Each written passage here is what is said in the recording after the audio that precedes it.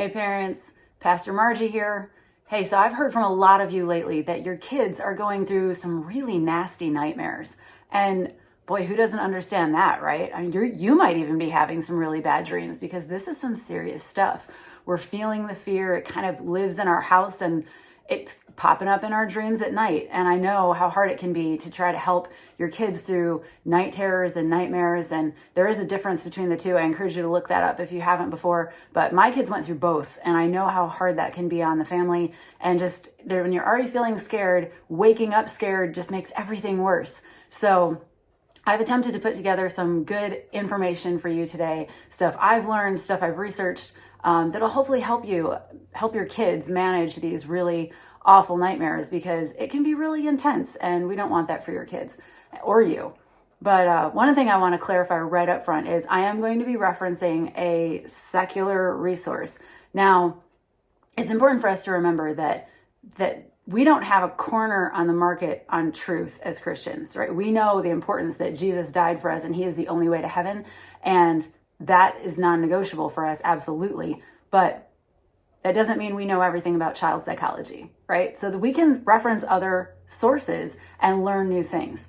But one of the best things that a Christian teacher ever taught me was the trick that we can learn from secular sources, but we always want to look at those through the filter of Scripture, right? So we want to think about, what does the Bible say? And then what does this piece say? So if this piece says something and we look at Scripture and sure, yeah, that works, then we know this is good. But if Scripture says, that's not how that works, then that's not true. Make sense? So just keep that in mind as we reference this article, because I found this amazing article. This guy's a great writer. But full disclosure, don't look up this article and read it with your kids. I can see you guys being like, oh, let's read this together. No, not a great idea. Like, he's an amazing writer, but there is some language in it. But don't worry, I'll filter that out for you for this resource. By the way, I will post a link in the comments of this video to all these notes so you can have this and have the quotes and the information from the article. But this article was called How to Stop Nightmares in Children, 5 Steps That Work for Me. And this was written by Jeffrey Reddick back in June of 2019, and it appeared on fatherly.com. So anyway, let's just jump right in because it's really good stuff, okay? 5 things. Here we go. Number 1, set the groundwork. And by that, he means make sure that your kids know that you are going to protect them no matter what, right? Chances are they probably already know that. Don't you mess with Mama Bear, right? Yeah, we know, don't mess with my kids. I will come after you. But do your kids know that? Your kids need to know that you will protect them no matter what, that you've got their back, so you're going to be there. As long as it depends on you, you are going to fight for them. But realistically, as Christians, we know we're not always going to be there, right? It's not because we don't want to be, but sometimes, well, we're human and we have limitations too. But God is always there protecting them no matter what. And do they know that they can lean into God during this time, that God is their ultimate protector and he protects us as we protect our kids. And that is where it gets really powerful for us, that it's not about our resources, it's about God's resources. And one thing I always heard from my mom is that, God filters everything that happens to us through his hands, right? Nothing happens by chance. Nothing is accidental. Everything that happens in our lives goes through the filters of his fingers first. He knows what's going to help us, what's going to hurt us, but actually help us in the long run. Yeah, but he knows best. And we need to trust him that everything, he's seen it all. Nothing's accidental. Nothing slipped by him. He chose to let this happen. So nothing's happening to you today that hasn't gone through the filter of his fingers. And it's true for your kids too.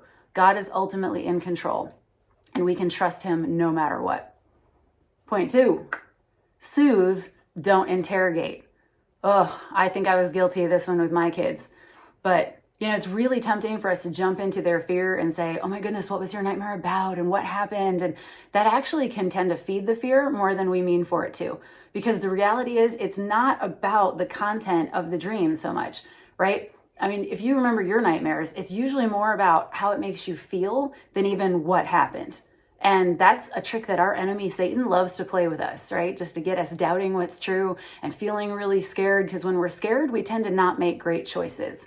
So we need to realize that it's not about so much what happened, but just pulling your kid back into reality and safety, right? Just reassuring them that, listen, whatever happened is just a dream. It's not real, even though it feels real and your feelings are still caught up in the dream because you're only probably partially awake at this point, right? There's a great quote in the article and it says this: tell her, your child, everything is okay. Tell her she's safe and sound in her warm bed. Tell her nothing's going to hurt her. Smooth her hair, rub her back, snuggle her in a hug. Channel Morgan Freeman as you speak. I love that. You are affable and comforting. Your voice is a thick, lumpy old sweater knitted from the warmest wool ever spun. Narrate what's happening. It's just a bad dream. It's not real. You're scared, but you're not hurt. Guide her imagination to happier locales. Tell her to think of some place that makes her feel relaxed and carefree.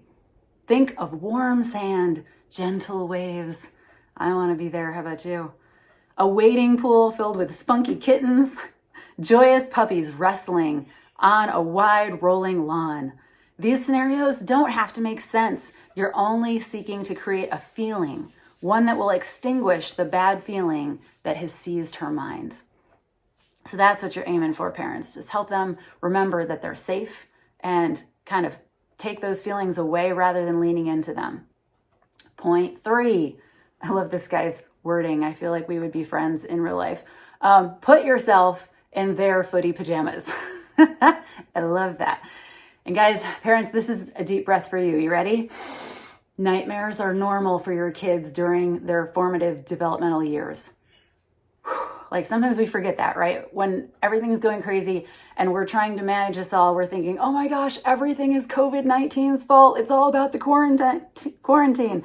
Anybody else get messed up with that word lately? But we've been so focused on what's going on that we forget that some of this is just normal. Like kids, especially ages 3 through 6, I mean, all of them that are developing, but especially 3 through 6, their imaginations are coming to life. And so everything they hear kind of gets sucked into their mind and starts playing out of control in their mind DVRs at night. It's normal. It actually does happen. Even without all this going on, this would be the case. So hopefully that takes a little bit of sting out of what's going on, but we can't neglect the fact that this is probably feeding some pretty nasty content into their dreams. But it is helpful for us to remember that it's normal. Another good hint he gave was to remember back to when you were a kid, when you were their age, when you had nightmares, what helped you? What calmed you down? Because boy, don't we all know that our kids are kind of mini versions of us, right? Not exactly, but we see a lot of ourselves in there. That's why we argue with our kids so much. Like there are a lot of us. And so what helped you? And if nothing else, just maybe talking with them about what helped you will at least change their mindset. You can go back and say, hey, when I was a kid, my mom would come in and rub my back, or maybe my dad would heat up some milk for me in the microwave. I'm not a big fan of warm milk, but if that's your jam, yay, you do what's right for you and tell your kids about the stories of things that helped you. And if nothing else, that helps them know that they're not alone, that you relate to them, that you were once a kid who had nightmares like them too. So think about what you went through and what helped you, and maybe you can pass that on to your kids. And a great quote that he gave us in the article says this: childhood is filled with terror. Adults are gigantic, distracted beasts who control your every activity. Their decisions make no sense and are hardly ever explained. Ouch, maybe we need to tell our kids what we're doing better, grown-ups. You are entirely at their mercy. Again and again, you are thrown together with strangers and ordered to make friends. Plans change, scenes shift, and you can't run away. They catch you every time. What does that sound like to you? A nightmare. It's true, right? Just being a kid is hard, and they're going to go through this no matter what. But we can help let them know that we've been there too, and we're going to get through this together. Number 4 is a biggie. Install trigger locks. So what primes nightmares for your kid? Listen, this is a judgment-free zone. I know some of you are like sugar-free households. Some of you red dye is a 4-letter word. I get that. But listen, you know your kid. right? And you tell that every time you go to the doctor. I know my kid. I know that if my kid has this certain food before bed, or if they watch this certain TV show, or if they play this video game, like I have a friend whose kids can't watch VeggieTales because the bumpy older cucumber scares her, freaks her out. Like, hey, you know what? You know your kids. Whatever prompts them, time to tuck that away for a little while. Like, let's be really, really intentional about what we let our kids see and hear in all different ways. Like, let's try to be thinking about how they're being affected and maybe filtering that a little bit for them. We want to limit their exposure, especially. And guys, I'm going to step on a few toes right now. I know some of you are streaming news programs in the background because you want to stay updated. And I get that. But listen, please, please be careful how much your kids are watching and hearing the news. Even if they're playing on the floor, it doesn't look like they're paying attention. Kids are like sponges. They're soaking it up.